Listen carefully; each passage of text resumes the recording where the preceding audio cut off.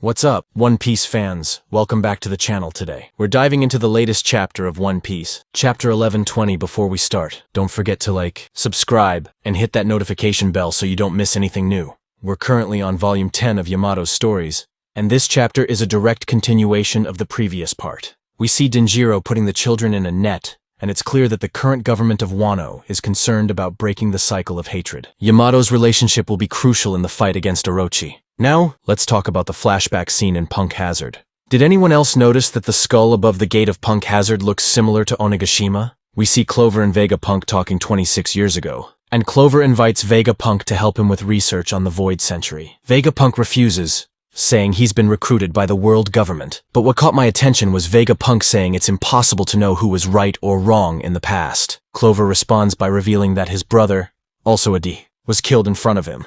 This adds another member to the D family, and I wonder if the Ds are similar to the 12 apostles of Jesus. We now have 9 confirmed D families, and the Clover family is the latest addition. Researching the name Clover, I found that it's an Irish word for sword, often associated with heroes and mythical warriors. This name directly confronts Vegapunk's question about who was right or wrong in the past. Moving on, we see Caesar Clown talking about the Buster Call on Ohara, and Vegapunk mentions that one person survived. Researching the name Clover, I found that then we cut to the present, where Zoro and Jinbei are trying to fend off Goroshi Nushiro.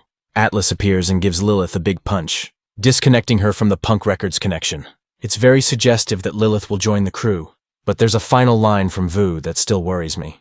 Atlas then throws herself at Neru using her jetpack, and Jinbei's attitude is really impressive here. Jinbei's cold calculation is an incredible addition to the crew. The Marines can't believe their eyes, and Vice Admiral Hold'em is confused about the robot. Then, we have the long-awaited encounter between Luffy and the ancient robot, who only calls Luffy Joy Boy. Luffy looks back, asking who the robot is talking to. Could it be the heartbeats that confuse the robot?